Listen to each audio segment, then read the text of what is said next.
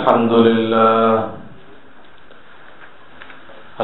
لله نحمده ونستعينه ونستغفره ونؤمن به ونتوكل عليه ونعوذ بالله من شرور أنفسنا ومن سيئات أعمالنا من يهده الله فلا مضل له ومن يضلل فلا هادي له ونشهد أن لا إله إلا الله وحده لا شريك له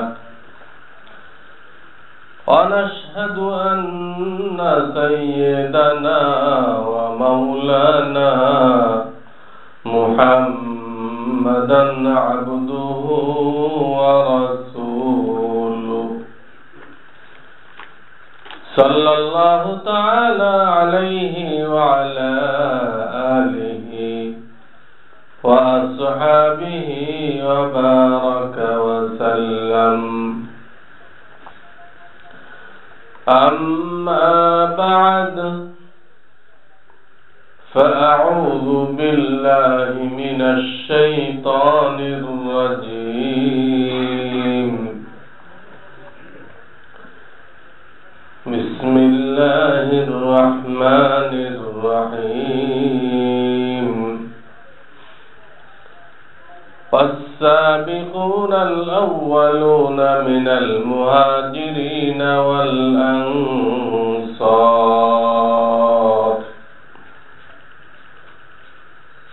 والذين اتبعوهم بإحسان رضي الله عنهم ورضوا عنه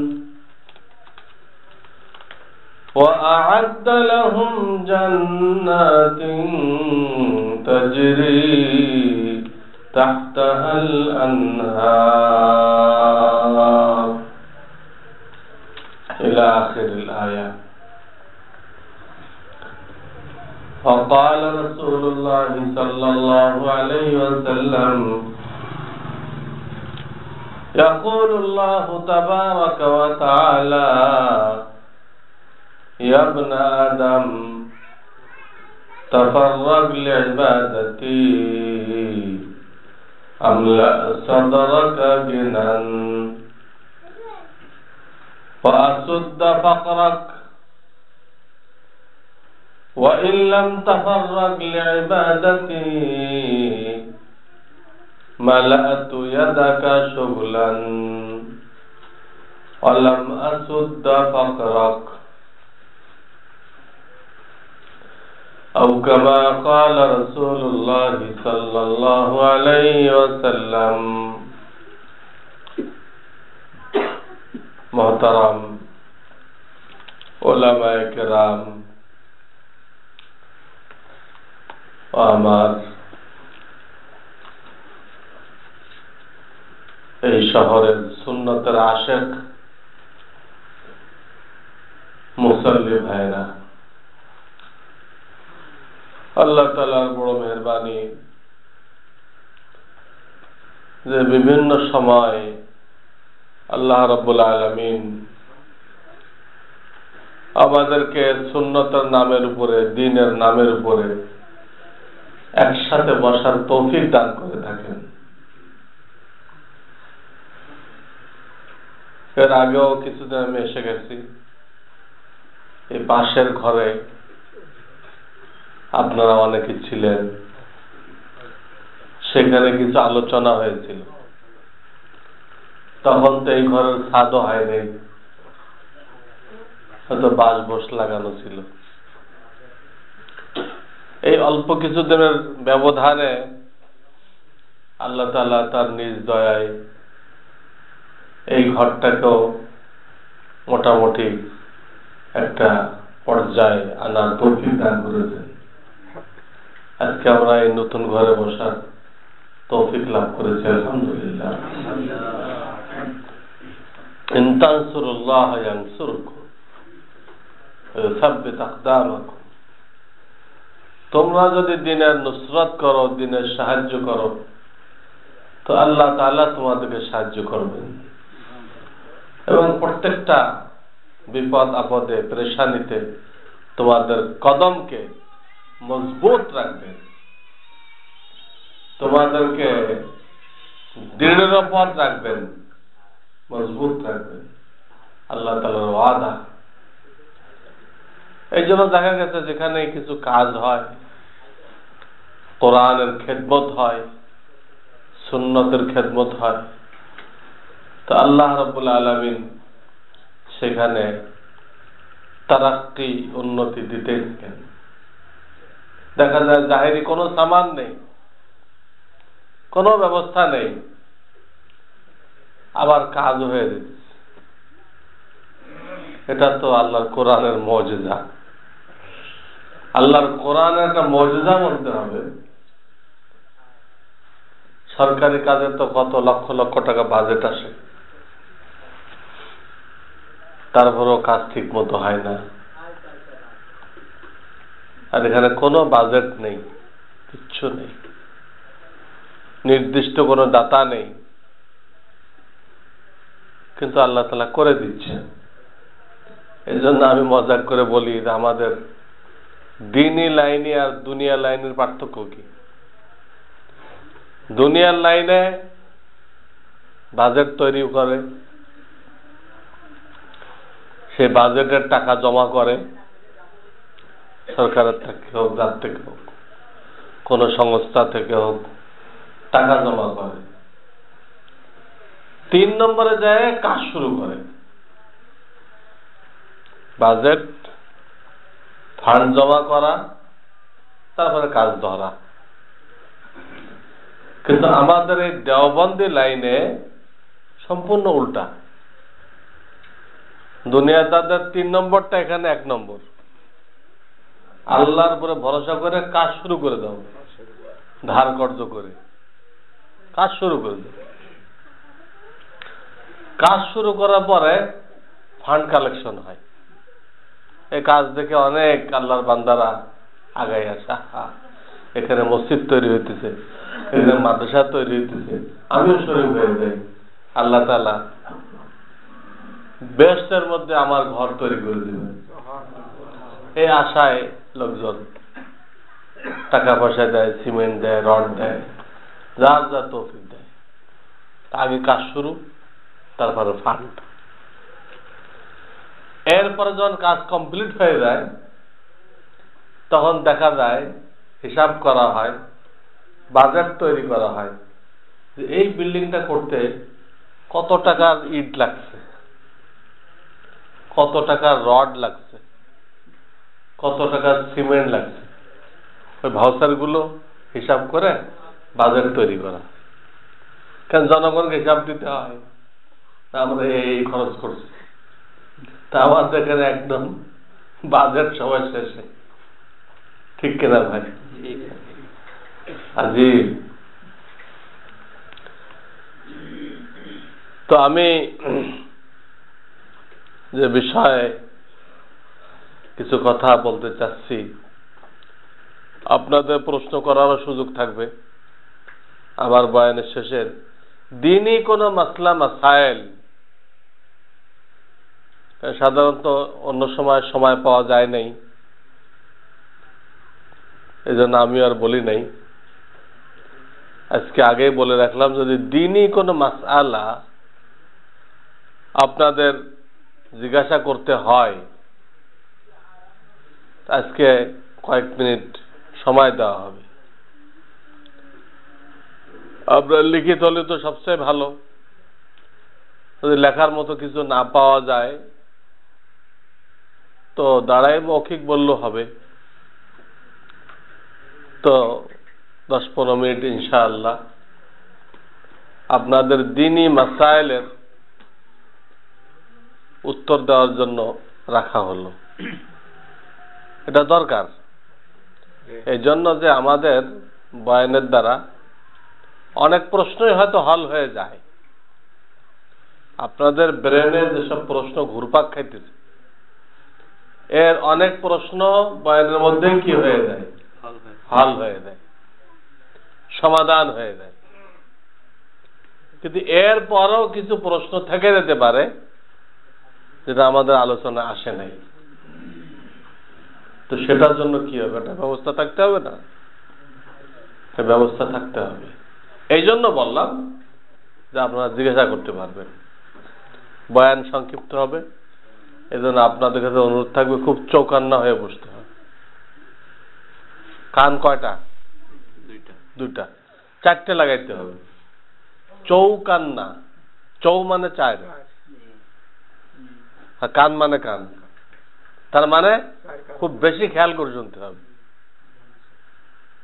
দুই কানে যতদূর খেয়াল করা যায় তার ডবল খেয়াল করতে হবে। এটাকে বলে চৌকান্না। এটা অল্প সময় বয়ান হবে। এটুকু যদি ছুটে যায় তাহলে আমরা কি নিয়ে যাব? অনেকে দেখা দিতেছে ঘুমায় পড়ে দিতেছে। এখান থেকে একটা কাতার আছে, এই কাতারটা তারা ঘুমায় পড়ে দিতেছে।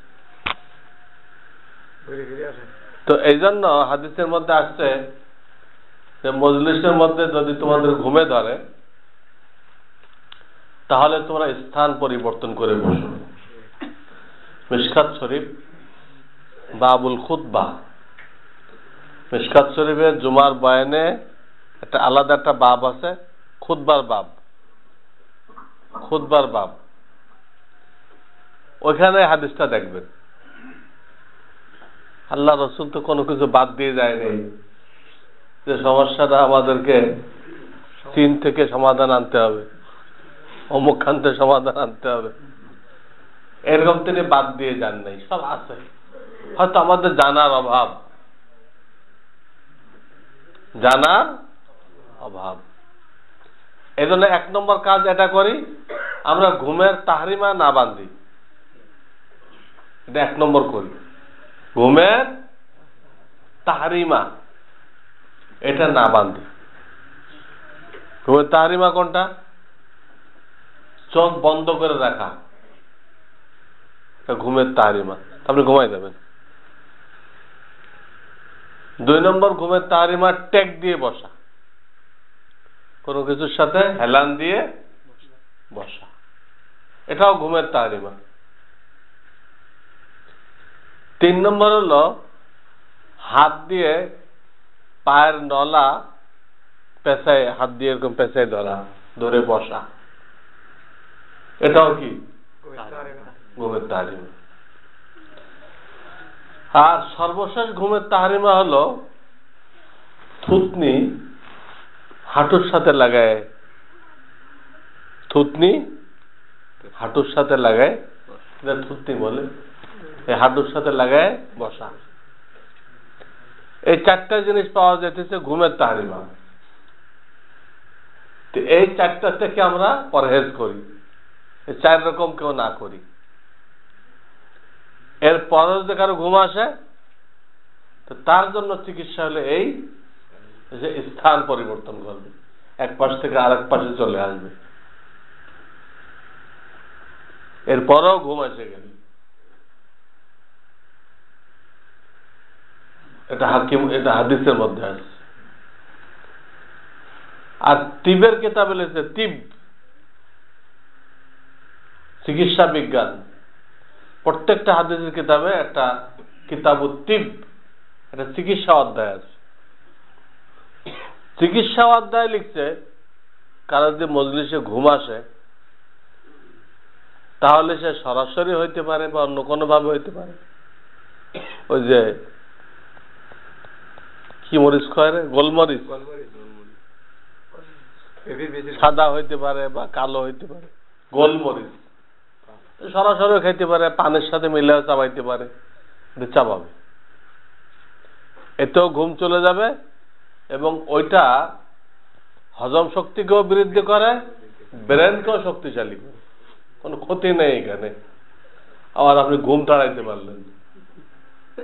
একটা হাদিসের চিকিৎসা বললাম, আর একটা হাকিমি চিকিৎসা বললাম। অনেকেই মজলিসে বসলেই ঘুমায় যায়, আর ঘুম আসেও। এই জন্য ঘুম আসে যে এই ধরনের মজলিসে ফেরেশতারা ঢেকে নেয়, চারিপাশে ঢেকে নেয়। নাযালাত আলাইহিমুস সাকিনা, এবং তাদের উপরে সাকিনা। সাকিনা মানে বাংলায় কি বুঝাইবো, আরবিতে বলে ইতমিনান, কোনো পরেশানি নেই, নিশ্চিন্ত। এই সাকিনা এটা নাযিল হয়, হাদিস আছে। গাশিয়াতুমুর রাহমা, তাদের উপর রহমত নাযিল হয়। এই কারণে এই ধরনের মাহফিলে ঘুম আসেও, কিন্তু সাকিনা নাযিল হইতেছে প্রত্যেকের উপরে, রহমত নাযিল হইতেছে, কিন্তু ঘুম আসতেই পারে। হাদিস দ্বারাই বোঝা যায়, হাদিস দ্বারাই বোঝা যায়। এমনকি এই ধরনের মজলিসে যে ঘুম আসে, এটাও অনেকের হেদায়েতের জরিয়া হয়ে গেছে, হেদায়েতের ওসিলা হয়ে গেছে। কিভাবে? একটা দাওয়াতের জামাত গেছিল আমেরিকাতে, তো ওখানে এরকম ইমানের বয়ান হইতেছিল, তো সাকিনা নাযিল হয়। অনেকে ঘুম থামায় রাখতে পারে না, তো কিছু লোক ঘুমাইতেছিল ইমানের বয়ানের মধ্যে, কিছু লোক ঘুমাইতেছিল। তো ওইখান থেকে ওর পাশে কিছু খ্রিস্টান যাইতেছিল। ওরা লক্ষ্য করলো যে একটা লোক বক্তব্য রাখতেছে, সামনে যারা বসা আছে কিছু লোক শুনতেছে, আর কিছু লোকের ঘুমে ধরে গেছে। এটা যারা লক্ষ্য করল, তোরা কাউকে কিছু বললো না, ওরাও বসে গেল। এটা কি জিনিস? কারণ ওরা অনেক বড়ি খায়, ঘুম আসার জন্য অনেক বড়ি খায়, কিন্তু কোনো কাজ হয় না, ঘুম আসে না। আর এখানে মুফতে ঘুম আসতেছে, কি জিনিস? কোনো বড়ি খাওয়া লাগতেছে না। এই জন্য তারা ওখানে বসছে। বসে কিছুক্ষণ পর দেখে ওদেরও ঘুম এসে গেছে। ওই খ্রিস্টানগুলোর কি হয়েছে? ঘুম আসছে। তখন বয়ানের শেষে তারা মুসলমান হয়ে গেল। ভাই, আপনাদের এই ধর্ম ঠিক, আমরা বড়ি খেয়েও ঘুমাইতে পারি না, আর আপনাদের এই ধর্মের আলোচনার মধ্যে বসলে হ্যাঁ এত মজাদার ঘুম আসে। এটা সত্য ধর্ম না হলে এটা সম্ভবপর হইত না। এটা আমাদেরকে মুসলমান বানাই নেন। এটা বলতেছিলাম, যেহেতু রহমত নাযিল হয়, সাকিনা নাযিল হয়, তো ঘুম আসবে, এবং সেই ঘুম অনেক মানুষের হেদায়েতের ওসিলা হয়ে গেছে। তো আমার কথাটা এই অর্থ না তাহলে আপনারা তো ঘুমায় যান, এই অর্থ না। আমি একটা কারণ দেখাইলাম আর কি। বাকি আমার উদ্দেশ্য হলো না ঘুমানো, যাতে আমার কথাগুলো আপনারা ঠিক মতো শুনতে পারেন। এই ভাই, আপনি এই পাশে আছেন, পাগড়িওয়ালা, হাদিস ভাই আমল করে দেখাই দেন। না না, এই লোক না, কালো পাগড়িওয়ালা, আপনি আমার সামনে আসেন, আপনারা আগে আসেন।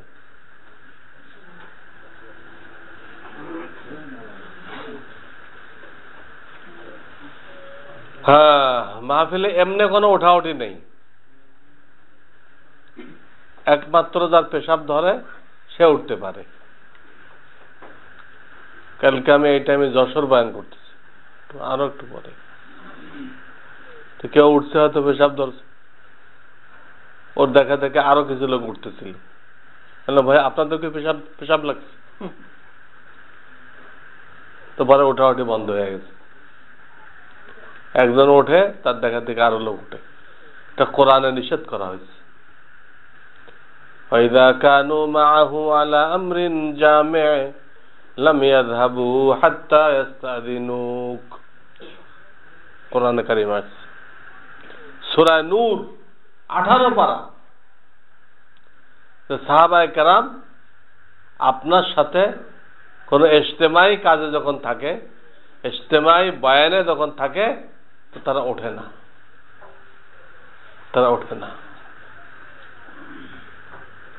আর আমাদের কামিয়াবির একটাই রাস্তা, নবী আলাইহিস সালাতু ওয়াস সালাম সাহাবায়ে কেরামকে যে নকশার উপরে রেখে গেছেন ওই নকশার উপরে উঠতে হবে। 2 নম্বর কোন লাইন নেই আমাদের। মুসলমানদের কামিয়াবির একটাই লাইন, বিকল্প নেই। নবী আলাইহিস সালাতু ওয়াস সালাম সাহাবায়ে কেরামকে পদ্ধতির উপর রেখে গেছেন, 23 বছর মেহনত করে একটা তরিকার উপর রেখে গেছেন। আপনাকে আমাকে ওইটা ধরতে হবে, ওইটা খুঁজে খুঁজে বের করতে হবে। তারা যা করে গেছে একটাও তাদের নিজের বুঝ মতো করেনি, একটাও তাদের বুঝ মতো করেনি। তারা কোত্থেকে করছে?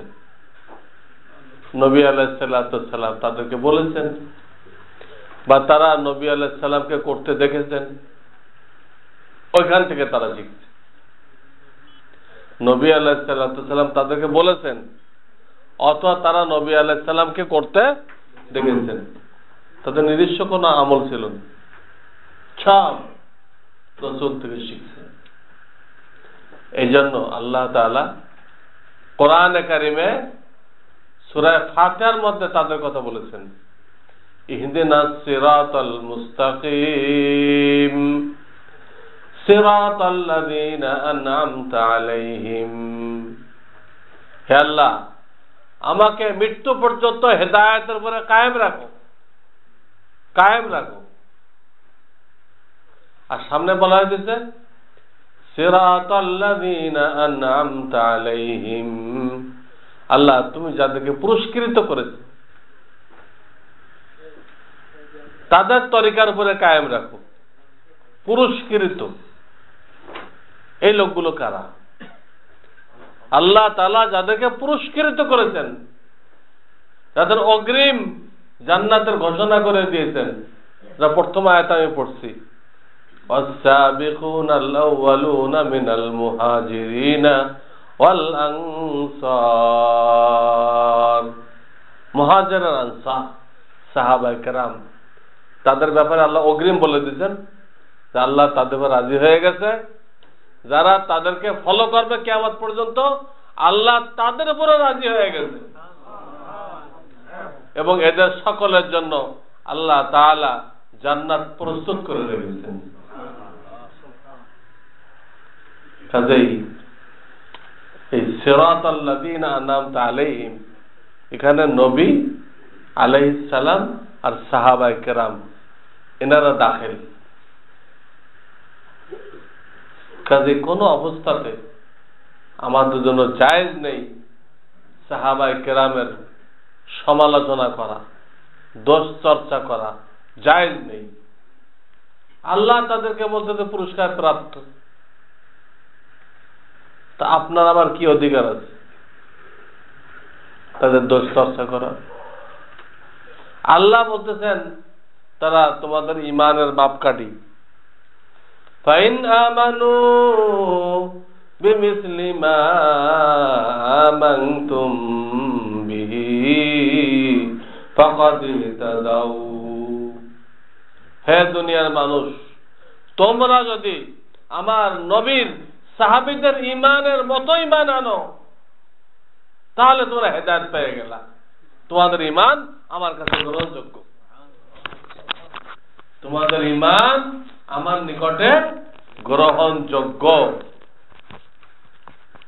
এই আয়াত দ্বারা ক্লিয়ার বোঝা যাচ্ছে আল্লাহ রাব্বুল আলামিন হাশরের ময়দানে আমাদের ইমানকে সাহাবায়ে কেরাম রাদিয়াল্লাহু তাআলা আনহুম আজমাইন তাদের ইমানের সাথে মিলাবেন। যাদেরটা মিল খাবে তাদেরটা আল্লাহ তাআলা গ্রহণ করবেন, যাদেরটা মিল খাবে না তাদেরটাকে বাতিল করে দিবেন। কেন আল্লাহ রসুল 23 বছরে এই লোকগুলোকে তৈরি করছে। কয় বছরে? 23 বছরে। এবং তাদের পরীক্ষা কে নিছে? তাদের পরীক্ষা নিচ্ছে স্বয়ং রব্বুল আলামিন। নবী নেয় নাই, নবী তাদের পরীক্ষা নেয় নাই, আল্লাহ নিচ্ছেন। নবী পরীক্ষা নিলে যারা নবীর দুশ্মন তারা আপত্তি করত, উনি নিজে পড়াইছে, উনি তো দিবেই, 100 করে দিবেই। এটা কইতো নবীর দুশ্মন না। আর নবীর যে দুশ্মন থাকবে এটা হাদিস দ্বারা পরিষ্কার বোঝা যায়। নবীর যে দুশ্মন থাকবে,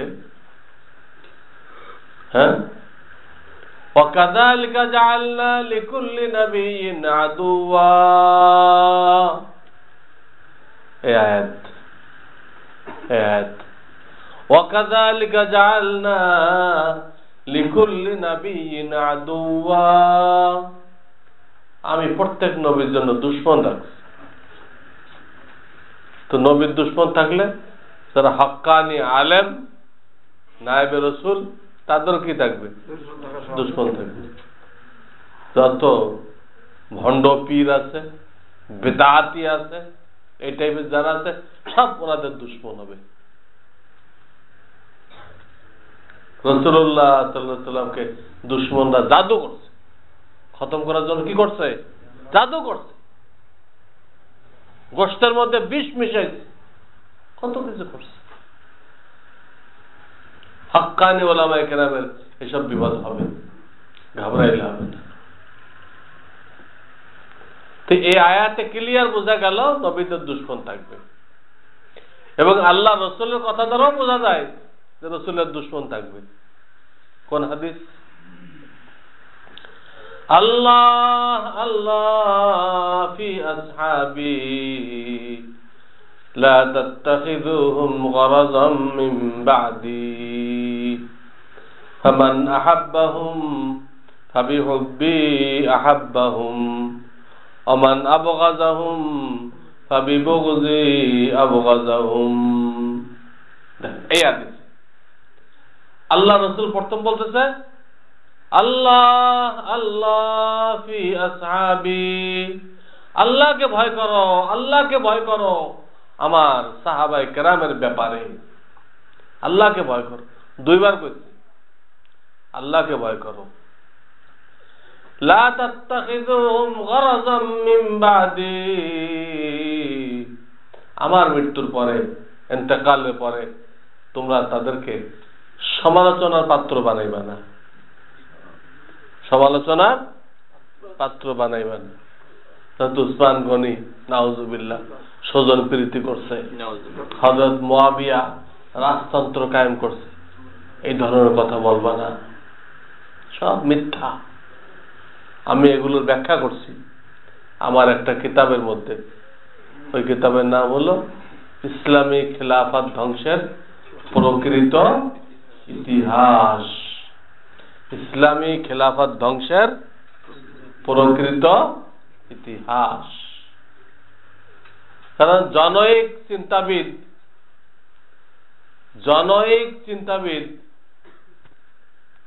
আমি বলি চিন্তাভেদ, চিন্তা করতে করতে ইসলাম ভেদ করে চলে গেছে। উনি লিখছে ইসলামী খিলাফতটা এই দুটা লোকে নষ্ট করে গেছে, হযরত উসমান গনি আর হযরত মুয়াবিয়া। তারা এই দুইজনের ব্যাপারে শিয়াদের লেখা ইতিহাস পড়ছে, ইহুদিদের লেখা ইতিহাস পড়ছে, পরে ইনাদের ব্যাপারে কুধারণা রাখে। হযরত মুয়াবিয়া যদি জঘন্য মানুষ হইতো তাহলে হযরত মুহাম্মদ রাসূলুল্লাহ তাকে ওহী লেখার জন্য কাতেব নিয়োগ দিলেন কেন? 2 নম্বর, দ্বিতীয় খলিফা ওমরে ফারুক রাদিয়াল্লাহু তাআলা এত কড়া মানুষ ছিল যে উনি যে গলিতে যাইতো শয়তান আর এক গলিতে চলে যেত। এইরকম কড়া খলিফার আমলে ওনার পুরা পিরিয়ড 12 বছর হযরত মুয়াবিয়া সবচেয়ে কঠিন এলাকায় গভর্নরি করছেন, যেটা একদম শাম দেশের সাথে লাগানো, শাম দেশের সাথে লাগানো, যে কোনো সময় খ্রিস্টানদের সাথে যুদ্ধ বেঁধে দিতে পারে, এরকম কঠিন এলাকায় কঠিন মানুষের আন্ডারে 12 বছর খেলাফত চালাইতে। সেই লোকটা সম্পর্কে একটা কইলে আর উসমান গনি রাদিয়াল্লাহু তাআলা, তার উপরে আল্লাহ রসুল এত খুশি ছিলেন। রসুলের দ্বিতীয় মেয়েটা যখন মারা গেল, তখন আল্লাহ রসুল বললেন, আমার যদি আর একটা মেয়ে থাকতো তা আমি উসমানের কাছে বিবাহ দিতাম। দুটা দিচ্ছেন বিবাহ, এনারা 2-10 বছর ঘর করে দুজনেই দুনিয়াতে চলে গেছে। তো হুজুর এই পরিমাণ সন্তুষ্ট ছিল উসমান গনি রাদিয়াল্লাহু তাআলার উপরে, তিনি বলতেছেন যে আমার আরো কোনো মেয়ে থাকতো তবে উসমানের কাছে কি করতাম, বিবাহ দিতাম। সেই লোকটা খেলাফত ধ্বংস করে দিয়ে গেছে। নাউযুবিল্লাহ মিন যালিক। এই মিথ্যা ইতিহাসের রদ করার জন্য, বাতিল করার জন্য আমি বাংলাতে একটা বই লিখছি। এই বইয়ের নাম হলো ইসলামী খেলাফত ধ্বংসের প্রকৃত ইতিহাস। সাহাবাদের ব্যাপারে কোনো খারাপ ধারণা রাখা যাবে না। তাই বলতেছে, আবার গোড়ায় আসেন, আল্লাহকে ভয় করো, আল্লাহকে ভয় করো।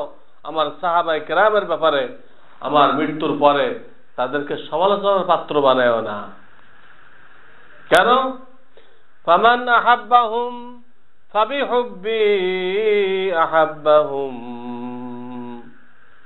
যারা আমার সাহাবায়ে কেরামকে মহব্বত করবে, জেনে রাখো তারা মূলত আমাকে মহব্বত করে, তাই আমার হাতে গড়া লোকগুলোকে তারা মহব্বত করতেছে। আমাকে মহব্বত করে বলেই আমার হাতে তৈরি করা লোকগুলোকে তারা কি করতেছে? সাহাবায়ে কেরামকে মহব্বত করার অর্থই আপনি আল্লাহ রসুলকে কি করেন? মহব্বত করেন। আল্লাহ রসুল নিজেই স্বীকার করলেন, ফর্মুলা বলে দিলেন। আমার সাহাবায়ে কেরামকে যে ভালোবাসবে, নিশ্চিত বলতে পারো সে আমি মুহাম্মদ রাসূলকে ভালোবাসে। আমান আবগাযাহুম ফাবিবুগযি আবগাযাহুম। আর কাউকে যদি পাও আমার সাহাবীদের ব্যাপারে বিদ্বেষ রাখে, কুধারণা রাখে, তো তুমি বুঝে নেবা ওর মূল বিদ্বেষ, ওর মূল কুধারণা আমার সাহাবীর ব্যাপারে না, স্বয়ং আমার ব্যাপারে, আমার ব্যাপারে। কিন্তু ওটা সে বলতে পারতেছে না, হ্যাঁ, যে সে পিঠ বাঁচবে না, এই ডরে ওটা বলতে পারতেছে না। ওই ঝালটা মিটাইতেছে কোথায়? সাহাবীদের উপরে। ওর আসল আপত্তি কার উপরে? রাসূলের উপরে। তাহলে এই হাদিস দ্বারা কি বোঝা গেল? রাসূলের কোনো দুশমন থাকবে না, থাকবে না? এই জন্য আল্লাহ তাআলা রাসূলকে দিয়ে পরীক্ষা নেওয়ার নাই, পরীক্ষাটা নিজে নিছেন।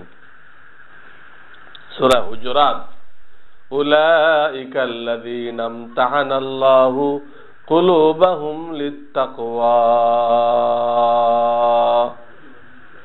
সাহাবায়ে কেরামের কলবে তাকওয়া আছে কিনা, এই পরীক্ষা স্বয়ং রব্বুল আলামিন নিছেন।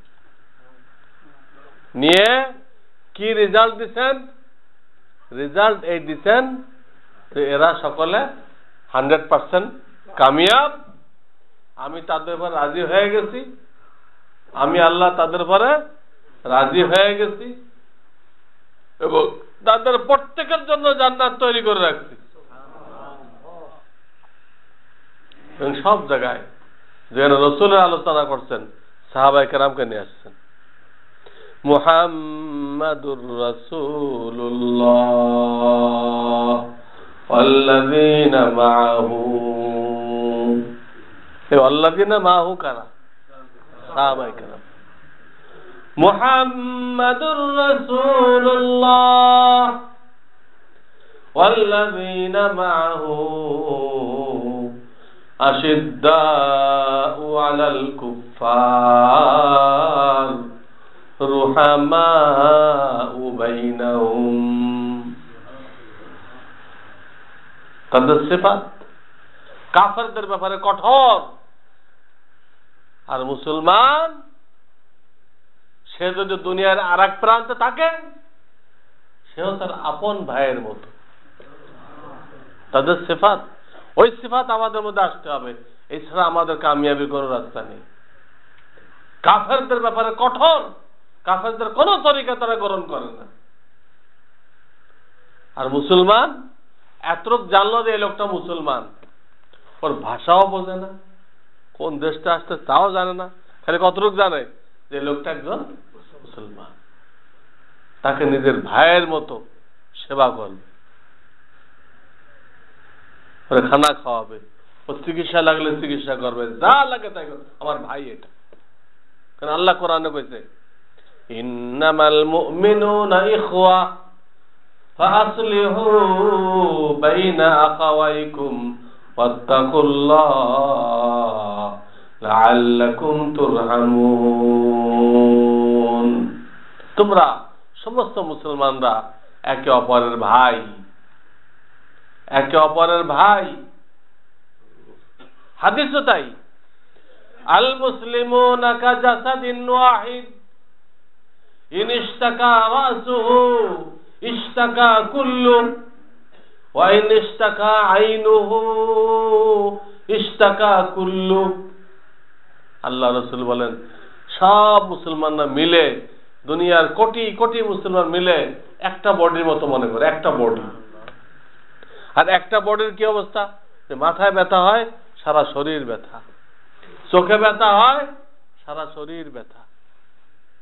তার মানে যে কোনো একজন বিপদে পড়লে, যে কোনো একজন মুসলমান বিপদে পড়লে সারা দুনিয়ার মানুষ তার জন্য ব্যথিত হইতে হবে। তাই আমার মুসলমান ভাইয়ের এই দুরবস্থা হয়ে গেল, তাকে উদ্ধার করার জন্য চেষ্টা করতে হবে, একথা বলে দিয়ে গেছে।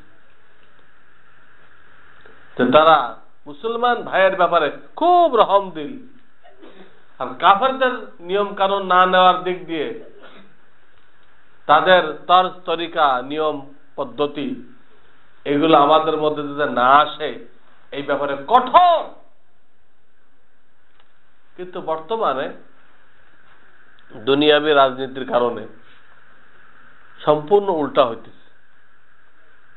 দুনিয়াবী রাজনীতির কারণে সম্পূর্ণ কি হইতেছে, উল্টা হইতেছে।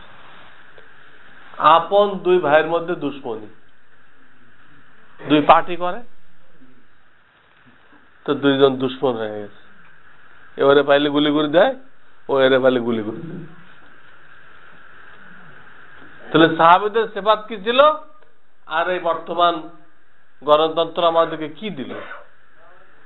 তারা দুই প্রান্তের মুসলমানরা ভাই বানাই দিছে, আর গণতন্ত্র মায়ের পেটের দুই ভাইকে দুশ্মন বানাই দিছে। ঠিক না বেটে? এখন মুসলমানদের মধ্যে কি লড়াই হইতেছে, জাহেলিয়াত ফিরে আসছে। জাহেলিয়াতে এক খানদানের একজনে আর এক খানদানের একজনকে কতল করে দিছে।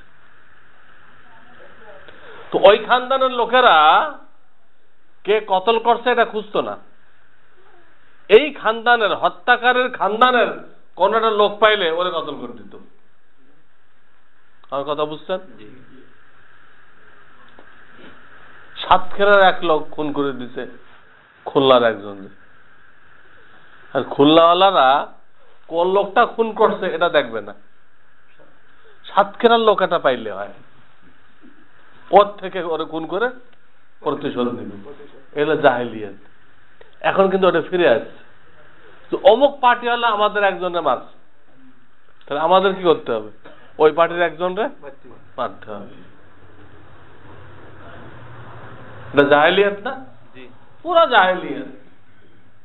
তাহলে মুসলমানদের ব্যাপারে সাহাবায়ে কেরামের যে আদর্শ আল্লাহ রসুল রেখে গেছিল ওটা নেই। আবার কাফেরদের ব্যাপারে বলে গেছে তাদের কোনো নিয়ম তারা গ্রহণ করে না, কাফেরদের কোনো তরিকা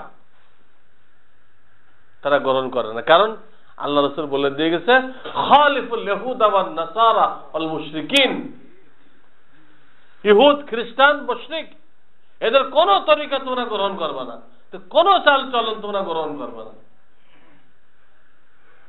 কোন চাল চলন।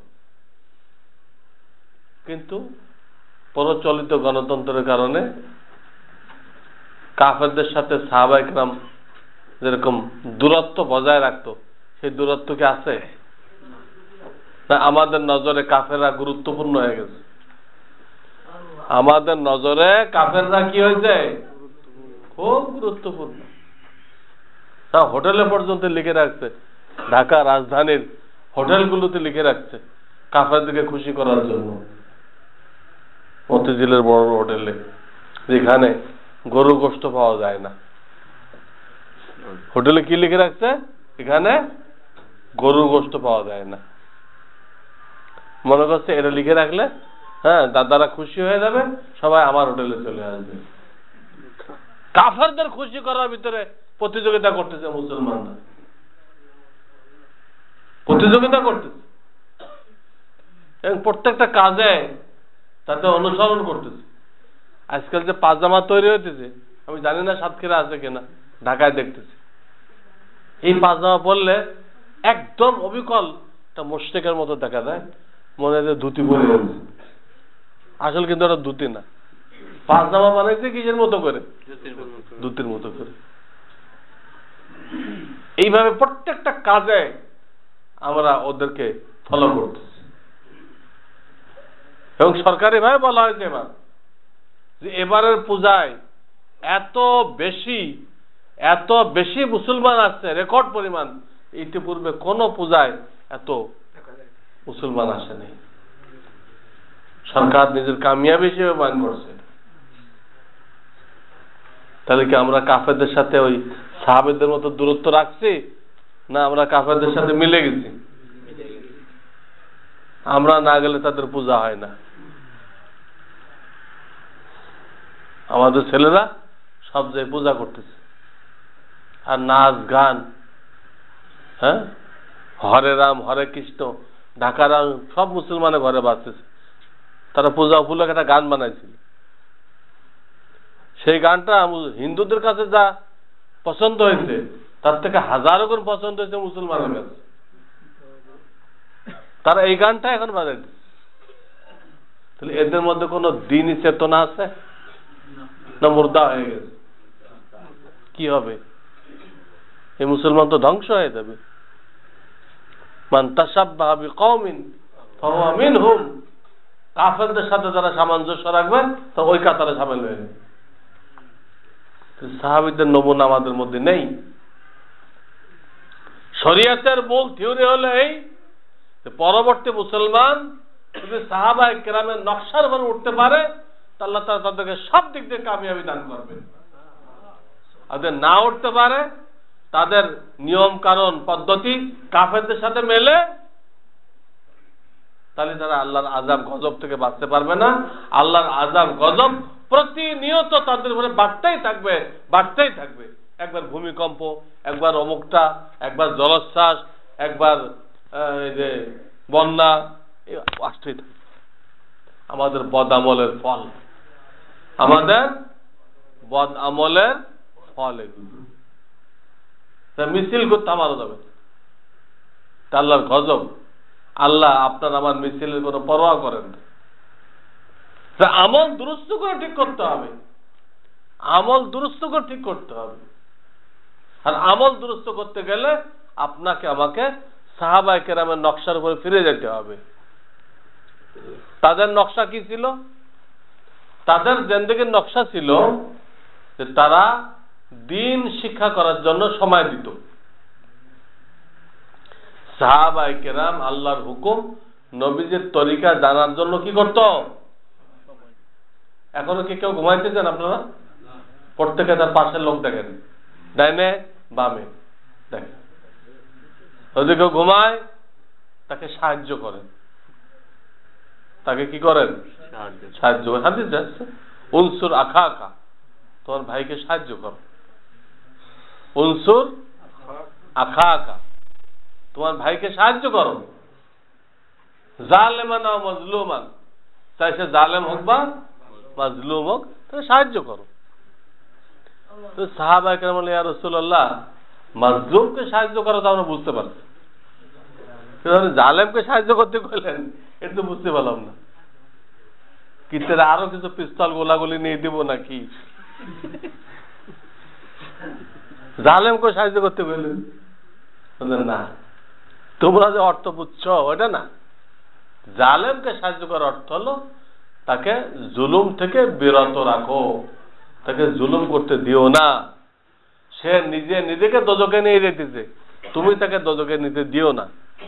না ভাই, এখানে আমরা তোমারে করতে দিব না, আমরা তোমাকে দোজখে যেতে দিব না। এই হলো জালেমকে। বুখারী শরীফের হাদিস, বুখারী শরীফের হাদিস। জালেমকে সাহায্য করার অর্থ তাহলে জুলুমের কাজে সাহায্য না, তাকে জুলুম থেকে বিরত রাখ। তোদের ঘুমাইতেছে মজলিসে বসে, ওয়াজের মজলিসে, এই সামান্য কয়েকক্ষণ কিছুক্ষণ ওয়াজ হবে, তারপরে ঘুমাইতেছে। জালেম না মজলুম? নিজের নফসের উপরে জুলুম করছে জালেম। তো জালেমকে হাদিসে কি করতে বলা হয়েছে? সাহায্য করতে বলা হয়েছে। এই জন্য কয়েছে যে দুই পাশে দেখেন, দুই পাশে দেখেন, যে ঘুমাইতেছে তাকে সাহায্য করেন, তাকে ঘুমাইতে দিবেন না। ঘুমাইলে শয়তান কামিয়াব হয়ে গেল। বলতেছিলাম নবী আলাইহিস সালাতু ওয়াস সালাম সাহাবায়ে কেরামকে যে নমুনার উপর রেখে গেছে, আমাদেরকে ওই নমুনার উপর উঠতে হবে। তা না হলে আমাদের কোনো পেরেশানি, কোনো আযাব গজব, কোনো বিপদ আপদ এটা দূর হবে না। ওই নমুনা উঠতে হবে। এখন তাদের নমুনা কি? সাহাবায়ে কেরামের নমুনা কি? তাদের এক নম্বর নমুনা হলো এই, তারা আল্লাহর দ্বীন শিক্ষা করার জন্য সময় দিত। তারাও গরিব গোরাবা ছিল, আনসাররা ক্ষেত খামারে মেহনত করত, মুহাজিররা আজকে এই হাট, কালকে ওই হাট, হাটে দৌড়াইত। তাদের বিবি বাচ্চা ছিল, হাটে দৌড়াই ব্যবসা না করলে, কিছু লাভ না করলে বিবি বাচ্চাকে খাওয়াবে কোত্থেকে? বুঝেন নাই? তাদের অনেক দৌড়াদৌড়ি ছিল। গরিব মানুষ, দু চারজন ধনী ছিল। উসমান গনি ধনী ছিলেন, হযরতে জুবায়ের ইবনুল আওয়াম উনি ধনী ছিলেন, হযরত আব্বাস ধনী ছিলেন রাদিয়াল্লাহু তাআলা, রাফি ইবনে খাদিজ ধনী ছিলেন, আব্দুর রহমান ইবনে আউফ ধনী ছিলেন। এরকম 8-10 জন ধনী ছিলেন, আর সব গরিব। তো তারা দৌড়দৌড়ি করত, কিন্তু দ্বীন শিক্ষা করার জন্য কি করত? সময় বের করত, সময় বের করত। এই জন্য ইমাম বুখারী একটা অধ্যায় আনছে, যারা অতি ব্যস্ত মানুষ, হালাল রিজিকের জন্য ছোটাছুটি করতে হয়, তারা কিভাবে ইলম শিখবে, এটা অধ্যায়ের নাম। খুব ব্যস্ত মানুষ, সময় নেই, তারা কিভাবে ইলম শিখবে? তো বুখারী হাদিস আনছে যে তারা আরেক ভাইয়ের সাথে একটা চুক্তিতে আসবে,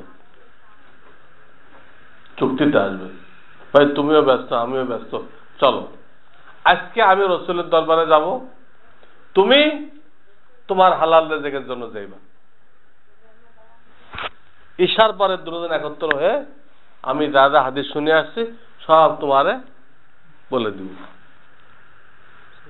কালকে এর উল্টা হবে, কালকে তুমি রাসূলের দরবারে যাইবা, আমি হালাল রিজিকের জন্য যাব। ঈশার নামাজের সময় দুজন একসাথে হব, তুমি আজকে যা যা হাদিস শুনে আসছো সব আমাকে শোনাই দিবা। আমার কথা বুঝছেন? মাফহুম? মাফহুম বুঝেন না? তাহলে বুঝছেন? এইভাবে তারা নিয়ম করে নিয়েছিল। ইমাম বুখারী রাহমাতুল্লাহ এই হাদিসটা আছে আইনে, ওখানে কার কিস্সা আছেন? খোদ ওমর ফারুক রাদিয়াল্লাহু তাআলা, ওনার কিস্সা আছেন আর একজন সাহাবী। উনি একজন সাহাবীর সাথে, আনসারীর সাথে এই চুক্তি করছিলেন যে একদিন আপনি হালাল রিজিকের জন্য যাবেন, আমি রাসূলের দরবারে যাব, যা শিখে আসবো রাত্রে আপনাকে বলে দেব, সব নোট করে নিয়ে আসবো। কালকে উল্টা হবে, আপনি রাসূলের দরবারে যাবেন, আমি হালাল রিজিকের জন্য যাব। তার মানে একদিন কামাইতো 2 দিন খাইতো, একদিন কামাইতো 2 দিন খাইতো। কিন্তু হাদিস যাতে না ছোটে এই জন্য ব্যবস্থা করছিল। তাহলে বোঝা যাচ্ছে যে এত ব্যস্ত, তাদের সময় বের করা কঠিন, এদেরকে পর্যন্ত মাফ করা হয় নাই যে তোমাদের ফরজ এলেমটুক শেখার দরকার নেই, তা বলা হয় নাই। বরং তাদের জন্য একটা ব্যবস্থা দেওয়া হয়েছে, তাদের জন্য শরিয়াতে একটা ব্যবস্থাপত্র দেওয়া হয়েছে। ইমাম বুখারী লিখছেন তারা দুজন মিলে চুক্তি করবে, চুক্তি করে একজন যাবে এলেম শিখতে, আর একজন যাবে হালাল রিজিকের জন্য। এই হলো সাহাবায়ে কেরামের প্রথম আদর্শ। এলেম শিখতে হবে, এলেম শিখা ছাড়া কোনো কিছু করা সম্ভবপর না। এলেম হলো লাইট, আলো। আলো যখন আসবে, কোনটা বেহেশতের রাস্তা, কোনটা দোজখের রাস্তা, কোনটা আল্লাহর রাস্তা, কোনটা শয়তানের রাস্তা, আপনি ক্লিয়ার বুঝতে পারবেন। কোনটা হালাল, কোনটা হারাম, কোনটা জায়েজ, কোনটা নাজায়েজ, কোন কথা বললে ঈমান চলে যায়, কোন কথা বললে ঈমান মজবুত হয়, আপনি নিজে বুঝতে পারবেন। লাইট লাগবে না? এলেমটা আলো, লাইট। শিখতেই হবে। আপনি যত ব্যস্ত হন, শিখতে হবে। এগুলো ওজোর চলবে না যে ছোটকালে বাপে শেখায় নেই। আপনি বাপ হয়েছেন, আপনি শেখেন। বাপে শেখায় নাই, বাপে ভুল করছে।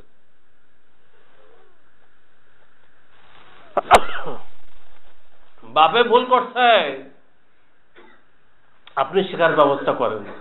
বাপে শেখায় নাই, এই ওজোর দিয়ে আপনি পার হইতে পারবেন না। তাহলে এই হলো 1 নম্বর আদর্শ সাহাবায়ে কেরামের, এলেমের জন্য সময় দিতে হবে। সময় দিলে কি লাভ হবে? আমরা তো সময় দিই না কেন? যে কাজ নষ্ট হয়, কাজের ক্ষতি হয়ে যায়, এটা অজুহাত। অর্থাৎ হাদিসে দেখা যায় আমাদের অজুহাতটা ভুল। আমরা যারা কারণ বানাইছি, কারণটা কি? ভুল। হাদিস দেখেন, হাদিসে কুদসি আল্লাহ তাআলা বলেন, হে পয়গম্বরের আওলাদ, তোমরা কি করো? আমার দ্বীন শিক্ষা করার জন্য, আমার ইবাদত করার জন্য সময় বের করো। দ্বীন শিক্ষা করাও কিন্তু ইবাদত। এলেম শিখতেছেন না? আমি বয়ান করতেছি বা কোন আলেম বয়ান করতেছে, আপনাদের ভিতরে অনেক এলেম আসতেছে না? এটা একটা ইবাদত। এত বড় ইবাদত যে হাদিসের মধ্যে আসছে, আপনাদের এই মাহফিল শুনতে আসছেন, আপনার তালেব এলেম হয়ে গেছেন, ফেরেশতারা আপনাদের জন্য কি করছে? পর বিছাই দিচ্ছে। খালি মাদ্রাসা ভর্তি হলে পর বিছাবে এটা মনে করবেন না। ওখানে ভর্তি হওয়ার কোনো কথাই নেই। ওই হাদিস আছে ভর্তি হওয়ার কথা? আপনারা পাকা দাড়ি লোকেরা আসছেন, ঢাকার থেকে হুজুর আসছে, কিছু শুনে আসি, ফায়দা হবে। তা আপনাদের জন্য ফেরেশতারা পর বিছায় নাই? আপনার তালেব এলেম হন নাই? আপনাদের জন্য আসমান জমিনের সমস্ত মাখলুক দোয়া করতেছে না? দোয়া করতেছে। এবং আল্লাহর হাবিব সাক্ষী দেন যে এলেম শিক্ষার রাস্তায় যে চলবে, আল্লাহ তার জন্য জান্নাতের রাস্তাকে সহজ করে দিবেন। মান সালাকা তারিকাই ইয়ালতামিসু ফীহি ইলমা সাহহালাল্লাহু লাহু বিহি তারিকান ইলাল জান্নাহ। পরিষ্কার হাদিস। এলেমের রাস্তায় যে চলবে, আল্লাহ তার জন্য বেহেশতের রাস্তাকে সহজ করে দিবেন। আপনার এখানে এলেমের রাস্তা আছে, এটা আসলেন, এই আসার দ্বারা আল্লাহ আপনাদের বেহেশতের রাস্তাকে সহজ করে দিবেন। বুখারী শরীফের হাদিস। আল্লাহ আমাকে পড়ানোর তৌফিক দিয়েছে, আমার সামনে আছে এই হাদিস। তো আমরা মনে করি এলেম শিখতে হলে কাজের ক্ষতি হবে, অভাব হবে। কিন্তু আল্লাহ কি বলেন? আমার দ্বীনের জন্য, এলেম শিক্ষা করার জন্য, ইবাদতের জন্য সময় বের করো। আমলা সাদরাকা গিনান, তোমার দিলকে আমি ধনী করে দিব, অন্তরকে কি করে দিব? ধনী করে দিব। আসদ্দা ফাকরাক, তোমার অভাব অভিযোগ আমি সব পূরণ করে দিব, কোনো অভাব থাকবে না তোমার। তা আমরা করতেছি যে এলেম শিখতে আসলে কাজের ক্ষতি হবে, অভাব বেড়ে যাবে। আর আমাদের খালেক মালিক কি করতেছে, এলেম শিখতে আসো, তোমার জরুরত আল্লাহ কি করবে, পুরা করে দিবে। আমরা কি চিন্তা করি আর আল্লাহ কি বলে, আসদ্দা ফাকরা, এর উল্টাটা আল্লাহ বলে দিচ্ছেন। হ্যাঁ, মানুষের রক টেড়া, খালি আন্ডা দেখলে আগায় না ততক্ষণ ডান্ডা না দেখে, খালি আন্ডা দেখলে আগায় না, ফজিলত শুনলে আগায় না, ডান্ডাও দেখে তখন আগায়। এই জন্য আল্লাহ ডান্ডাও দেখাইছে কি, ওয়াইল্লাম তাফাররাক লিইবাদাতি, উল্টাটাও শুনে রাখো, যদি আমার দিনের জন্য সময় বের না করো, এলেম শিক্ষা করার জন্য সময় না দাও, তো তোমার পয়সা কম হবে, হবে সে হবে, এগুলো বলো তো শুনে রাখো। মালাতু ইয়াদাকা শুগলান, তুমি যে এলেম হাসিল করার জন্য সময় দিলা না কাজের কথা বলে, তোমার দুই হাতকে আমি কাজের দ্বারা পরিপূর্ণ করে দিব। তুমিও খাটবা, তোমার বিবিও খাটবে, তোমার বেটার বউ খাটবে, তোমার মেয়েও গার্মেন্টসে যাবে, সবাই মিলে খাটবা, লাভ কিছুই হবে না। আলাম আসুদ্দা ফাকরাক, তোর অভাব মিটবে না। তোমার দুই হাতকে কাজে পরিপূর্ণ করে দিব, খুব খাটাখাটনি করবা, পরিবারের সবাই লাগাইবা, কিন্তু রেজাল্ট জিরো, অভাব মিটবে না। এলেম শিক্ষা করার জন্য যারা সময় দিবে না, আল্লাহ দিন শিক্ষা করার জন্য যারা সময় দিবে না, তাদের অভাব মিটবে না। তো আমি এতটুকু বোঝাইতে চেষ্টা করলাম যে সাহাবায়ে কেরামের আদর্শ করে যখন আমরা উঠব, তো আল্লাহ রাজি হয়ে যাবেন, আমাদের দুনিয়া আখিরাতে সুখ শান্তি দিবেন, এই ছাড়া আমাদের পেরেশানি দূর হবে। তো তাদের এক নম্বর আদর্শ কি, যে তারা এলেম শিক্ষা করার জন্য সময় দিতে। আপনারা এখন সময় দিচ্ছেন না, সময় না দিলে আসতে পারতেন এখানে। আপনারা এখন এখানে আসছেন, তো এলেম শিক্ষা করার জন্য সময় বের করছেন না, এটার নাম, এটা বহুত ফজিলতের জিনিস। ইনশাআল্লাহ আল্লাহ আপনাদেরকে মাহরুম করবেন না। তাদের দুই নম্বর আদর্শ, তারা যা কিছু শিখত ওটা শুধু নিজে আমল করত না, বরং ওই কথাগুলো অন্য ভাইয়ের কাছে পৌঁছাই দিত। রাসূলের দরবারে যে কথাগুলো শিখত, এই কথাগুলোর উপরে শুধু নিজেরা কি করত না, আমল করত না, নিজে তো আমল করতই, কিন্তু এর উপরে ক্ষান্ত হইতো না, বরং এই কথাগুলো কি করত, অন্য ভাইয়ের কাছে পৌঁছাই দিত। এই হলো তাদের দুই নম্বর আদর্শ, অন্যের কাছে পৌঁছাই দিত। এটা এই উম্মতের বহুত বড় বৈশিষ্ট্য, অন্যের কাছে পৌঁছানো বহুত বড় বৈশিষ্ট্য। এই উম্মতকে পৌঁছানোর দায়িত্ব দেওয়া হয়েছে বলেই আমাদের রাসূলকে মাত্র 23 বছর আল্লাহ উঠাই নিয়ে গেছে। এই উম্মতকে পৌঁছানোর দায়িত্ব দেওয়া হয়েছে বলেই আমাদের রাসূলকে কয় বছরের মাথায়, যেখানে আগের রাসূলরা 950 বছর দাওয়াত দিচ্ছেন, 500 বছর দাওয়াত দিচ্ছেন, অথচ তারা এক এক এলাকার নবী ছিল, এক এক এলাকার নবী ছিল। আর আমাদের নবী সাল্লাল্লাহু আলাইহি সাল্লাম পুরা দুনিয়ার নবী, পুরা দুনিয়ার জিন ইনসান, কিয়ামত পর্যন্ত যত জিন ইনসান আসবে সকলের নবী। তো ওনার তো অন্তত 50,000 বছর দাওয়াত দেওয়ার দরকার, 50,000 বছর কি করার দরকার, দাওয়াত দেওয়ার দরকার। সেখানে সির্ফ 23 বছর, সির্ফ 23 বছর। কেন? ওনাকে 23 দিলে কি আর 50,000 দিলে কি? হ্যাঁ, এই কাজটা তো অটোমেটিক কাঁধে পর আসবে। আল্লাহ ফয়সালাই করে রাখছে এই কাজটা আমাদের উপর আসবে, উম্মতকে করতেই হবে, কারণ ইসলাম টিকবে কিয়ামত পর্যন্ত। অথচ আল্লাহ তাআলা নতুন কোন নবী রাসূল পাঠাবেন না, নতুন কোন নবী রাসূল পাঠাবেন না। তাহলে কাদের মাধ্যমে টিকবে? এই উম্মতের মাধ্যমে। এই উম্মতের পুরুষ মহিলা এদের মাধ্যমেই এই ইসলামটা কিয়ামত পর্যন্ত চলবে। তো তাদের মাধ্যমেই যখন চলবে, তো রাসূলকে এতদিন দুনিয়াতে রেখে, এই কষ্টের জগতে রেখে কষ্ট দেওয়ার কি দরকার? ওনার রাত্রে পাও ফেটে রক্ত বেরোত, পাও ফেটে কি হইতো? রক্ত বেরোত। ইহুদিদের বিষ খাওয়াইছিল, এই বিষ খাওয়ার কারণে প্রায় তিনি অসুস্থ হয়ে যেতেন, মারা যান নাই, কিন্তু ওই বিষের তাসিরে মাঝে মধ্যে তাসিরটা দেখা দিত, অসুস্থ হয়ে পড়তেন। এই যে তিনি বারবার কষ্ট করতেছেন, এই কষ্ট দেওয়ার দরকার কি? তখন এই দায়িত্বটা আসবে এই উম্মতের উপরে, ওনাকে কষ্ট দেওয়ার দরকার কি? আল্লাহ ওনাকে নিজের কাছে নিয়ে গেছে, দায়িত্ব উম্মতের উপরে। এই উম্মত নবী না, কিন্তু আখেরি নবীর উম্মত হওয়ার কারণে ওই নবীওয়ালা কাজটা তারা পেয়ে গেছে। আর এই কাজটার খাতিরে তাদেরকে টাইটেল দেওয়া হয়েছে কুনতুম খায়রা উম্মাতিন উখরিজাত লিন-নাস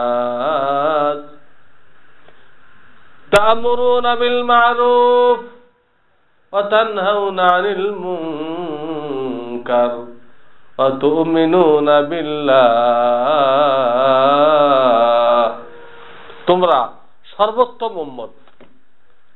আমাদের ছেলে পেলে যারা স্কুল কলেজে পড়ে, ওরা কি জানে যে আমি সর্বোত্তম? কোরআন দাওয়াতের কাজের কারণে আমাকে সর্বোত্তম বলছে, জানে?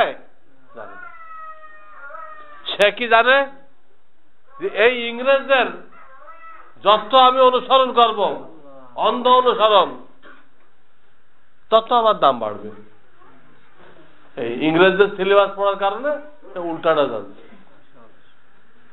ইংরেজের মতো টাই ঝুলাই দিচ্ছে, ইংরেজের মতো দাড়ি শেভ করতেছে, ইংরেজের মতো প্যান্টারে টাকনুর নিচে ঝুলাই দিচ্ছে, ইংরেজদের মতো বাম হাত দিয়ে শয়তানের তরিকা খাইতেছে। খাইতেছেন? জানে না, জানে না।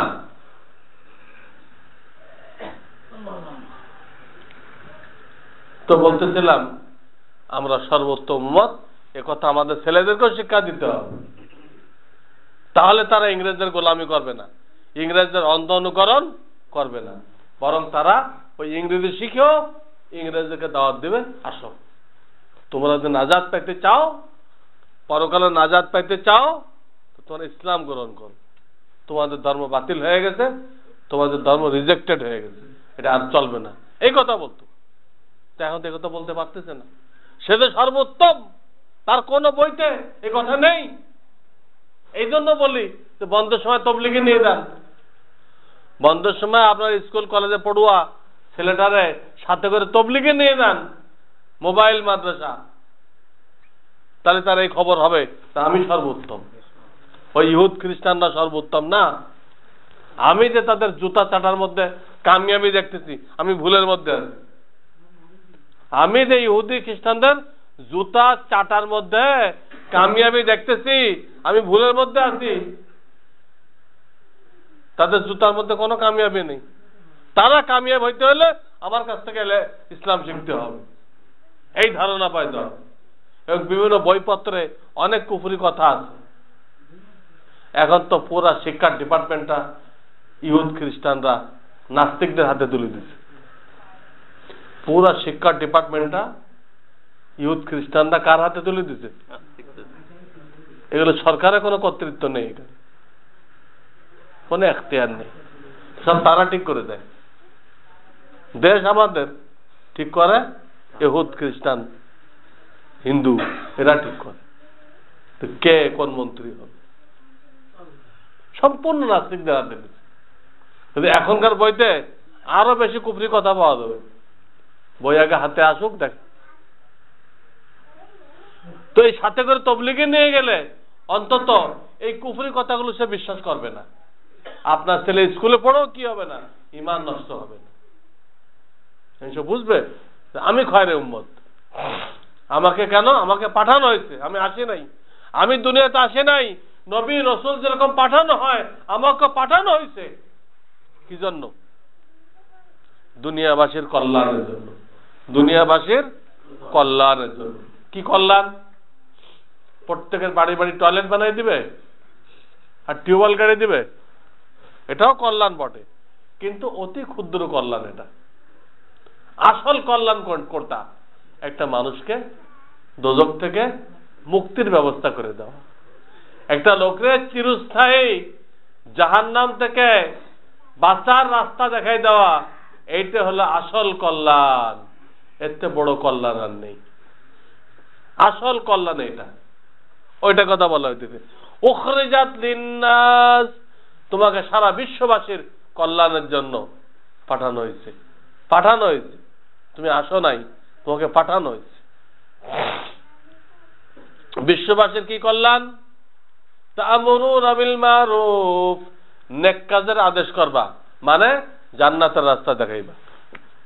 ওয়া তানহাউনা আনিল মুনকার, গুনাহ থেকে বাঁচাইবা, মানে দোজখ থেকে বাঁচাইবা। গুনাহ আর দোজখ এক কথা, নেক কাজ আর বেহেশত এক কথা। আজকে যেটাই নেক কাজ ওটা কালকে জান্নাত, আজকে যেটাই গুনাহ ওটা কালকে কি? জাহান্নাম। কাজে আপনাকে আমাকে এই ব্যক্তিগত নামাজ রোজা এরপরে খায়ের উম্মত বলা হয় নাই। ব্যক্তিগত নামাজ রোজা আগের উম্মতরাও করে গেছে। এই টাইটেলটা বিশেষভাবে নবীওয়ালা কাজের কারণেই দেওয়া হয়েছে। এজন্য আমাদেরকে ওই সাহাবায়ে কেরামের দ্বিতীয় আদর্শ যেটা, ওটা গ্রহণ করতে হবে। কি সেটা? অন্যের কাছে দ্বীনের কথা বলা, পৌঁছানো।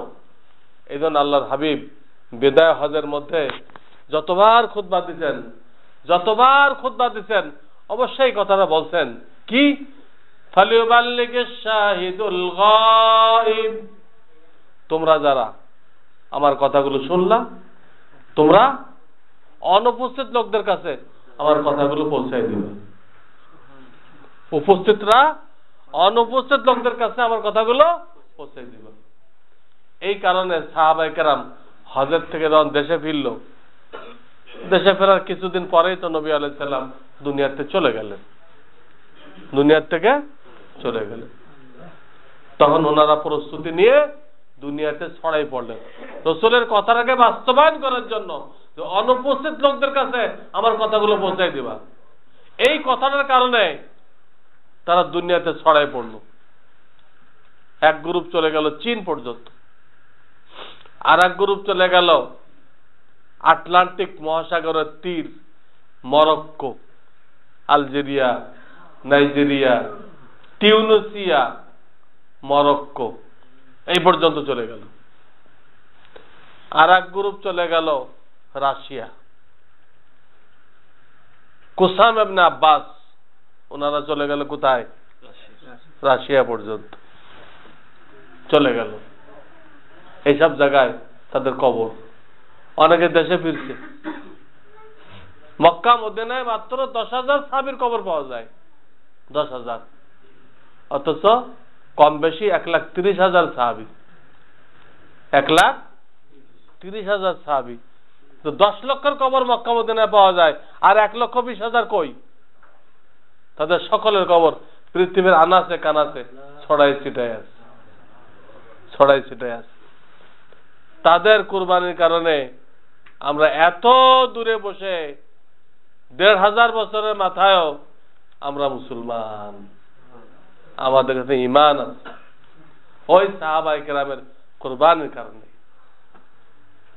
এখন হুজুরের এই কথাটা সাহাবারা পৌঁছাই দিলেন দুনিয়াতে। যারা শুনলো তারা তাবি হলো। তারা কি হলো? তাবিনরা এই কথা নিয়ে দুনিয়াতে ছড়াই পড়লো।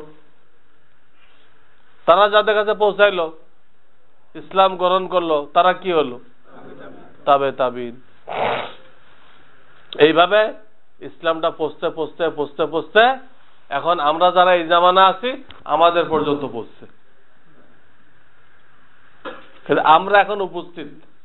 ওই হাদিসে বলা হয়েছে তোমরা যারা উপস্থিত আছো তোমরা অনুপস্থিত লোকদের কাছে পৌঁছাও। উপস্থিত কাদেরকে ধরা হবে? এখন আমরা উপস্থিত। এখনো পর্যন্ত যারা ইসলামের দাওয়াত পায় নাই, ইসলাম সম্পর্কে কোনো ধারণা রাখে না, তারা হলো অনুপস্থিত। তাদের কাছে এই ইসলামের দাওয়াত পৌঁছানো আমাদের দায়িত্ব। এই দায়িত্বের কারণে আপনাকে আমাকে খায়রে উম্মত বলা হয়েছে। এই জন্য ভাই আমাদের এই দ্বিতীয় দায়িত্ব যেটা, এটাও পালন করতে হবে। এর জন্য সময় বের করতে হবে। আপনি একজন সাহাবীকে দেখাইতে পারবেন না যিনি সারা জীবন হালাল রিজিকের জন্য মেহনত করে মারা গেছে, দিনের জন্য সময় বের করেন নাই, এদিক ওদিক সফর করেন নাই, এমন একজন সাহাবীকে দেখাইতে পারবেন। গরিব ছিল তারা, এরপরও তারা সময় বের করছে, সফর করছে, এদিক ওদিক ছোটাছুটি করছে। এই যে দুটো আদর্শ আমি বললাম, এই দুটো আদর্শ এখন আমাদের মধ্যে অভাব দেখা দিচ্ছে। আমরা এলেমের জন্য সময় তা তেমন দেই না, আর যা কম বেশি জানি, হ্যাঁ নিজে আমল করলে করলাম, কিন্তু অন্যকে দাওয়াত দেওয়ার যেটা মানসিকতা, এটা কিন্তু আমাদের ভিতরে নেই। এই জন্য চতুর্দিক দিয়ে বিপদ আপদ আমাদেরকে ঘিরে ধরছে। আজকে আমাদের এই দেশ আমরা রক্ষা করতে পারবো কিনা এটাও সন্দেহ। এই দেশ আমরা রক্ষা করতে পারবো কিনা। 1947 স্বাধীন হয়েছে, 1947 পর্যন্ত আমাদের কাছে থাকবে কিনা, এখনই আছে কিনা তা বুঝতে পারতেছি না। ডিজিটাল হওয়ার কারণে ধরা দিতেছেন, ডিজিটাল হওয়ার কারণে যে ডিজিটাল মানে আপনি দেখবেন একরকম আর বাস আর এক রকম,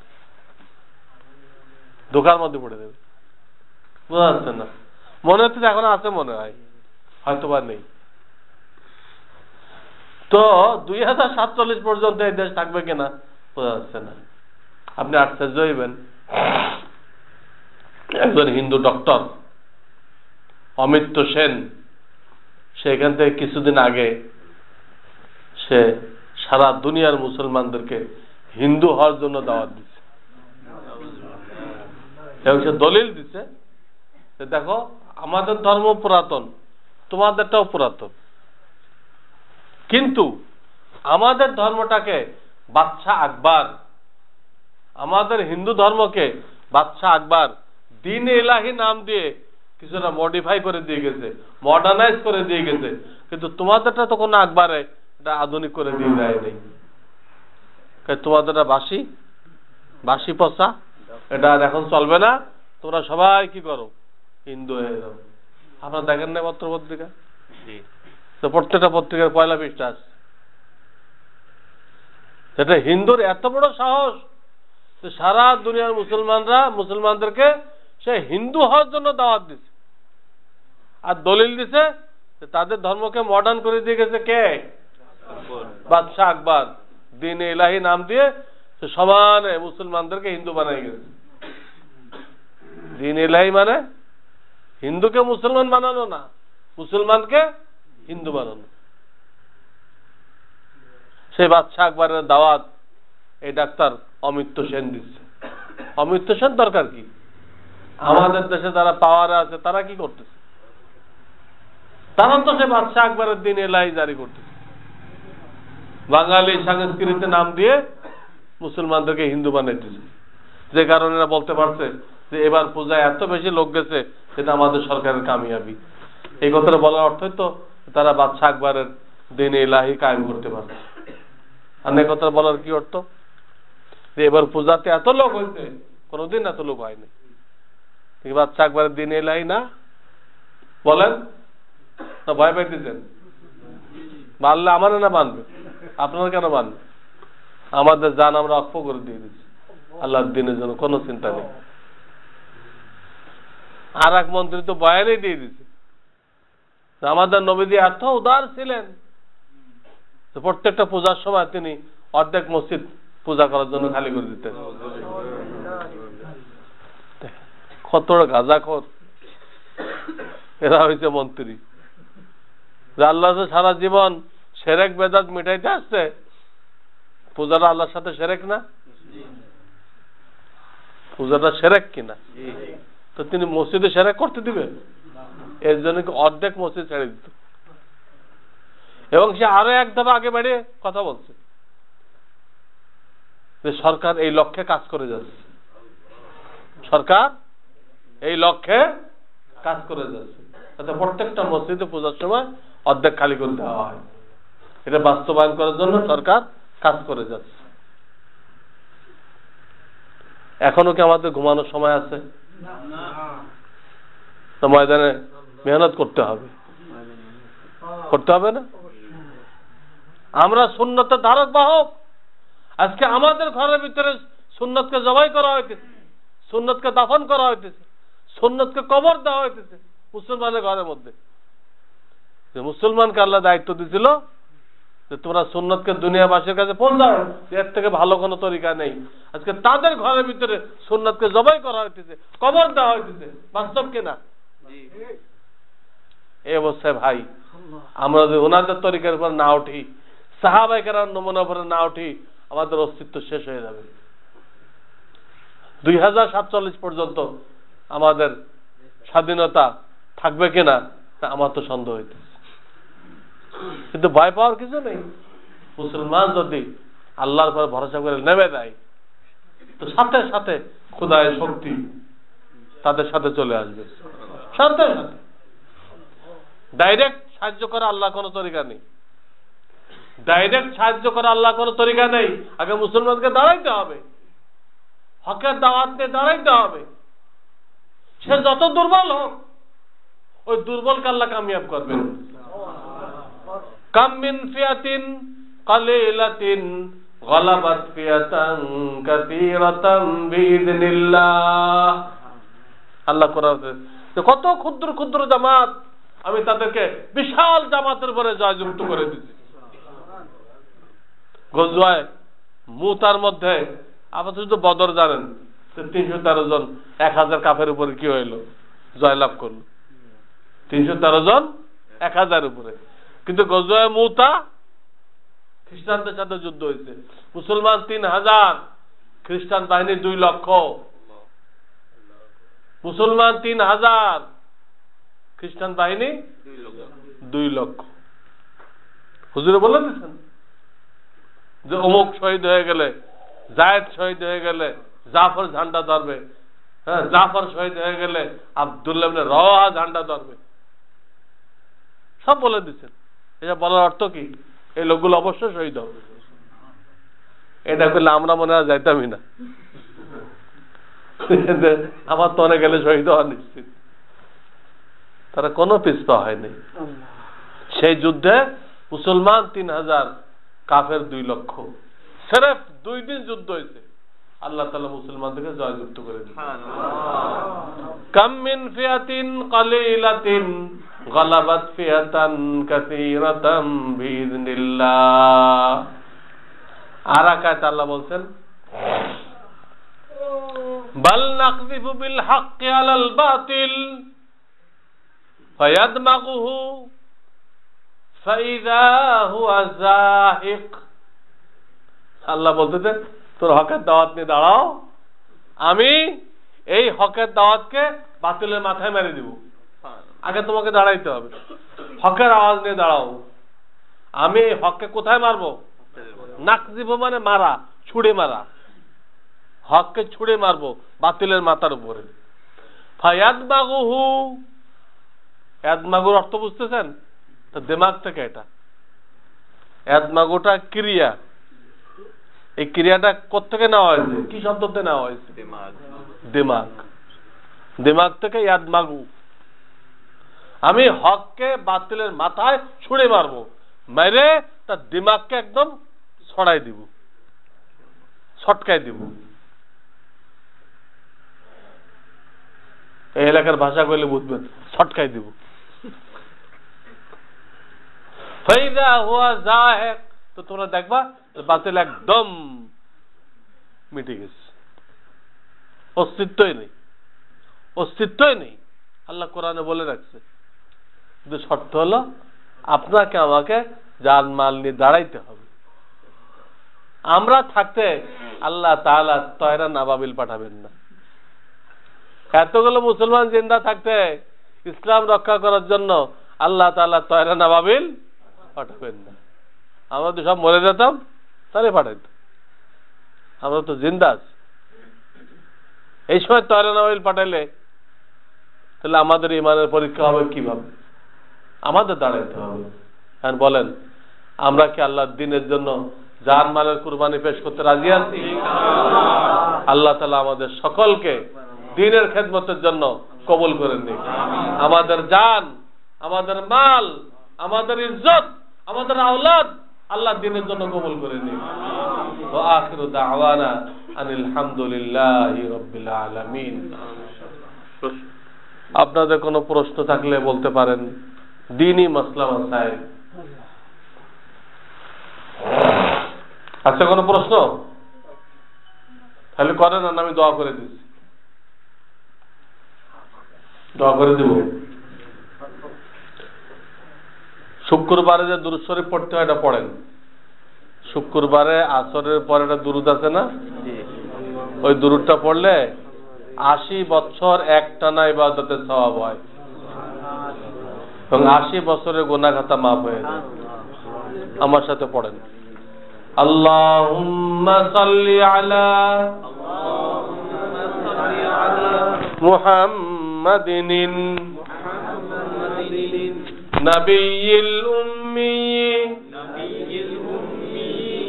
ওয়া আলা আলিহি ওয়া সাল্লিম তাসলিমা। প্রত্যেক জুমার দিন পড়বেন, মা বোনদেরকেও শেখাই দিবেন। ওই জায়গায় বসে পড়লে ভালো হয়, আর বিশেষ কাজ থাকলে চলতে চলতে পড়বেন। আল্লাহুম্মা সাল্লি আলা মুহাম্মাদিন নাবিয়্যিল উম্মি ওয়া আলা আলিহি ওয়া সাল্লিম তাসলিমা।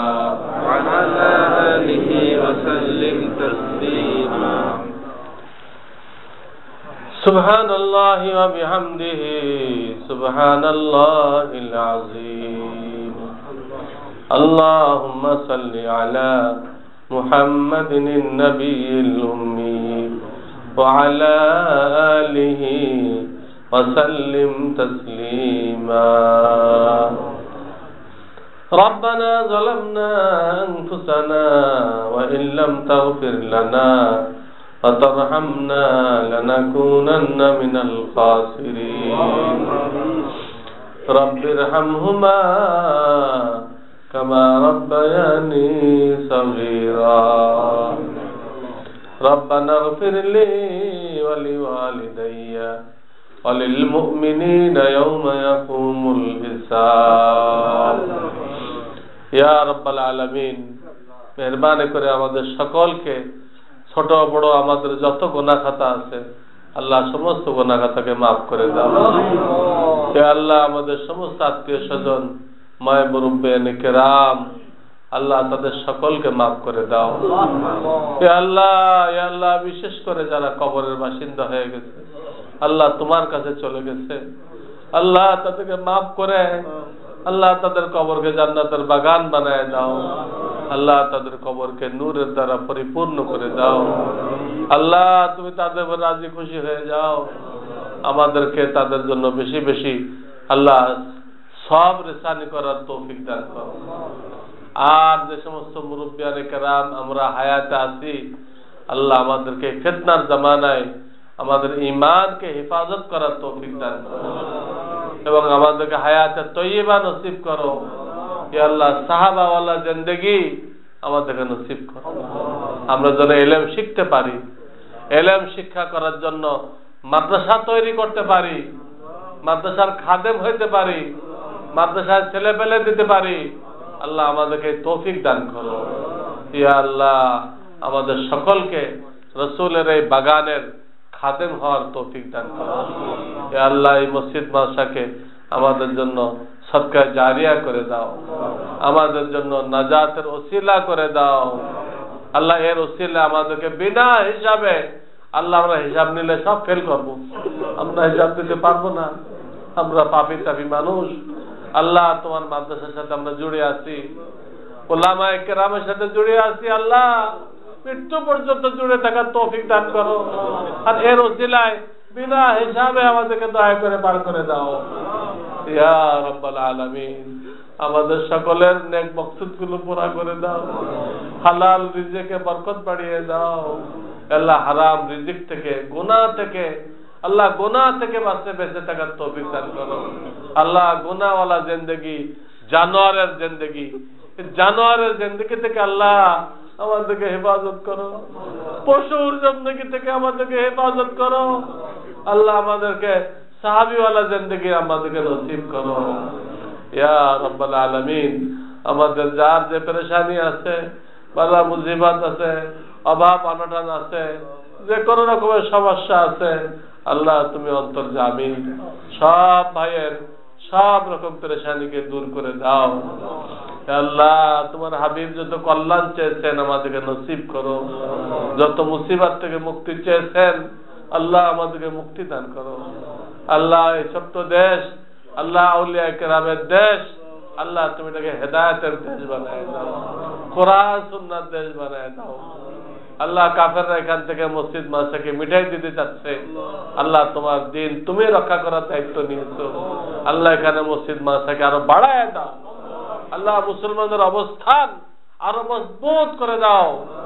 যারা প্রশাসনে আছে আল্লাহ তাদেরকে সহি বুঝ দান করো, তাদেরকে কোরআনের পক্ষে থাকার তৌফিক দান করো, তারা ইহুদিদের বুদ্ধি গ্রহণ না করে তাদেরকে সেই তৌফিক দান করো ইয়া রাব্বাল আলামিন। এখান থেকে হাজার হাজার দিনের জামাত, দিনের দাওয়াত নিয়ে সারা দুনিয়ায় যেন ছড়াই পড়ে। আল্লাহ তুমি এই দেশকে এইভাবে কবুল করে নাও। আমাদের সন্তানদেরকে আল্লাহ আলেম, হাফেজ, মাওলানা, মুফতি বানানোর তৌফিক দান করো। তাদের ওসিলায় আমরা যেন জান্নাত পাইতে পারি সেই তৌফিক দান করো। হে আল্লাহ আমরা জানি না আমাদের কি কি জিনিস দরকার আছে, আল্লাহ তুমি দয়া করে আমাদের জন্য যা যা দরকার, যা যা মঙ্গলজনক আমাদের জন্য আল্লাহ তুমি ফয়সালা করে দাও।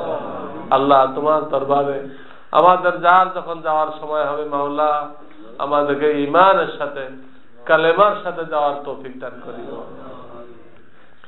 রব্বানা তাকাব্বাল মিন্না ইন্নাকা আনতাস সামিউল আলিম ওয়া তুব আলাইনা ইন্নাকা আনতাত তাওয়াবুর রহিম। সুবহান রাব্বিকা রাব্বিল ইজ্জাতি আম্মা ইয়াসিফুন ওয়া সালামুন আলাল মুরসালিন আলহামদুলিল্লাহি রাব্বিল আলামিন। আমরা একটু মেহরবানি করে বসে ওই যে একটু হালকা মেহমান